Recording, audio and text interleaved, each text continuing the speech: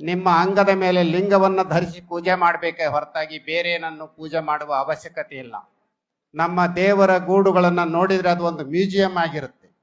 ಆ ಮ್ಯೂಸಿಯಂ ತೆಗೆದುಹಾಕಿ ಬಸವಣ್ಣ ನಮ್ಮ ಧರ್ಮಗುರು ಅಂತ ಭಾವಿಸಿ ಅಂಗೈಯಲ್ಲಿ ಲಿಂಗವನ್ನು ಹಿಡಿದು ಪೂಜೆ ಮಾಡುವಂಥ ಪ್ರಯತ್ನ ಮಾಡಿದರೆ ಲಿಂಗಾಯತ ಧರ್ಮ ಖಂಡಿತ ಸ್ವತಂತ್ರ ಧರ್ಮ ಆಗುತ್ತೆ ಅನ್ನೋದನ್ನ ಬಹಳ ಸೂಚ್ಯವಾಗಿ ಹೇಳ್ತಾ, ಇದಕ್ಕೆ ನಾವು ಸಂಪತ್ತಿಗೆ ಶ್ರೀಮಂತಿಕೆ ಅಂತ ತಿಳ್ಕೊಂಡವರಲ್ಲ, ಸಂಸ್ಕಾರಕ್ಕೆ ಶ್ರೀಮಂತಿಕೆ ಅಂತ ತಿಳ್ಕೊಂಡ. ಅದು ಹೆಂಗ್ ದೇವ್ರಾಕೈತಿ, ಇದು ಹೆಂಗ್ ದೇವ್ರಾಕೈತಿ. ಮತ್ ನಿನ್ ಕತ್ತೆನ್ ತಂದು ಕುಂದರ್ಸ್ಯಾರಲ್ಲೋ ಬೇಕಾದಂಗ ಚಲೋ ಚಲೋ ಮಠಗಳಾಗ, ನಿನ್ನೂ ದೇವ್ರ ಮಾಡ್ಯಾರಲ್ಲ.